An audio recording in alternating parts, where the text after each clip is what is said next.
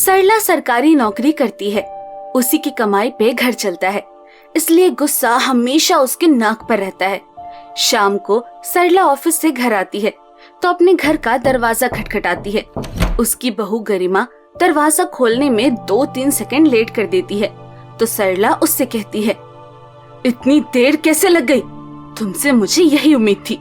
एक गंवार औरत से और उम्मीद भी क्या की जा सकती है। हाँ।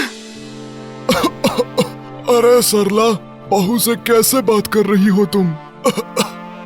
तुम बीमार आदमी हो, चुपचाप एक कोने में पड़े रहो। इतनी देर लगती है तुझे दरवाजा खोलने में? हाँ। माँ जी, मैं बाबूजी को दवाई दे रही थी। एक एक सेकंड की वैल्यू होती है गरिमा। Time is money. तुम नहीं समझोगी। चल हट सामने से। हाँ। सरला अपने कमरे में जाकर फ्रेश होने लगती है। थोड़ी देर बाद गरिमा सभी के लिए चाय लेकर हॉल में आ जाती है। उसका पति मोहन और ससुर जी चाय पीने के लिए हॉल में आते हैं। अरे गरिमा, हर शाम 6 बजे चाय बनाती हो, आज 5:30 बजे ही चाय तैयार कर दी तुमने।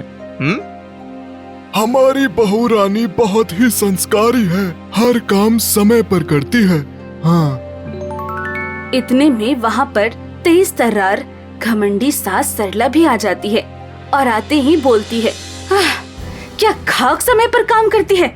हर रोज 6 बजे हम लोग चाय पीते हैं, आधा घंटा पहले चाय बना दी, ये भी कोई बात हुई?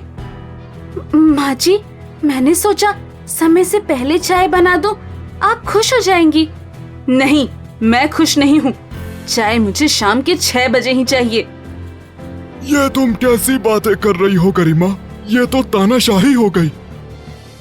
मैं एक गवर्नमेंट एम्प्लॉय हूँ, बिल्कुल टाइम पर ऑफिस जाती हूँ, टाइम से वापस आती हूँ, टाइम से सारा काम करती हूँ, इसलिए मैं भी चाहती हूँ कि सारे लोग सारा काम टाइम पर करें। इतना कहकर सरला अपने कमरे में चली जाती है। खैर, रात के 8 बज जाते हैं। गरिमा किचन में अकेले काम कर रही है। तभी वो देखती है कि उसके ससुर जी की दवा का टाइम हो चुका है। भागकर अपने ससुर के कमरे में जाती है और उन्हें समय पर दवा खिला देती है। सदा सुहागन रहो बहू, तुम अपना खाना बनाने पर ध्यान दो बेटा, मैं अपनी दवाइयाँ खुद ले लूंगा। पिताजी के गुजर जाने के बाद मैं आप में ही अपना पिता और माँ जी में अपना माँ देखती हूँ।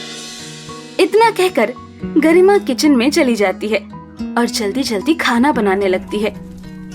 खाना तो बन जाता है, सिर्फ रोटियां बनानी रह गई है।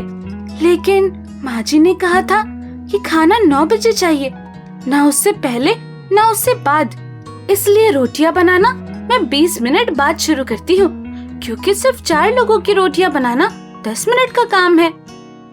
गरिमा किचन में ही खड़ी रहती है। गर्मी में उसका पसीना टपक रहा है। 20 मिनट समय बिताने के बाद गरिमा रोटी बनाना चालू करती है और 9 बजने में 5 मिनट जब बाकी होते हैं, वैसे ही वो किचन से सारा खाना लेकर हॉल में टेबल पर रख देती है। आज सासू माँ बहुत खुश हो जाएंगी, क्योंकि उनके तरह मैंने भी बिल्कुल टाइम पर खाना बनाना सीख लिया है। माँ जी, बाबूजी, सब लोग आ जाइए, खाना तैयार हो चुका है। मोहन, बाबूजी और सासू माँ हॉल में खाना खाने के लिए आ जाते हैं। देखा सरला, आज तो तुम बहुत खुश होंगी। क्या खाक खुशी होगी मुझे? 5 मिनट पहले ही खाना बना दिया। अब 5 मिनट में रोटी ठंडी पड़ जाएगी ना। पता नहीं ऐसी नालायक बहू कैसे आ गई मेरे घर में। इसी तरह गरिमा अपनी सास को खुश करने की हर कोशिश करती है, लेकिन नाकाम हो जाती है। अगले दिन वो अपनी सास के लिए टिफिन बना देती है और टिफिन लेकर सरला दफ्तर चली जाती है। तभी गरिमा सीढ़ियों से नीचे उतरते वक्त गिर पड़ती है। अरे गरिमा, क्या हुआ? कैसे गिर गई तुम? मेरा पैर फिसल गया, इसलिए मैं गिर गई। मैं उठ नहीं पा रही हूँ।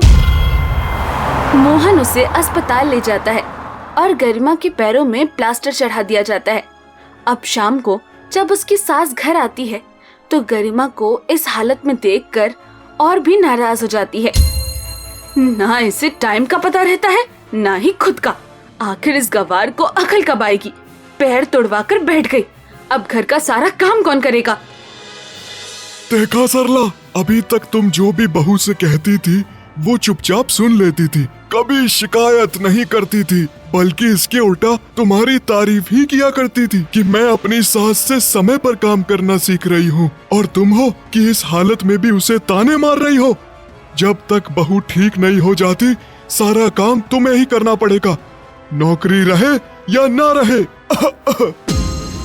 गरिमा के ससुर ने पहली बार इतनी ऊंची आवाज में सरला से बात किया। अगली सुबह सरला घर का सारा काम करती है, खाना भी बनाती है। ऑफिस के लिए निकलते निकलते उसे देर हो जाती है। उफ, आज तो मैं 2 घंटा लेट हो गई।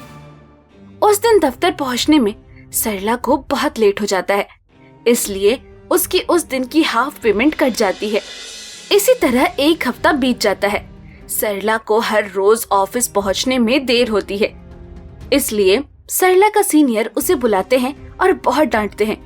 सरला कहती है, सर, मेरे घर में खाना बनाने वाला कोई नहीं है, बहू की तबीयत खराब है, मुझे ही सभी का खाना बनाना पड़ता है, इसलिए देर हो गई सर। देखिए मैडम, ये कोई प्राइवेट कंपनी नहीं है जो यहाँ पर आपकी सिफारिश चल जाएगी। टाइम पे आना सीखिए।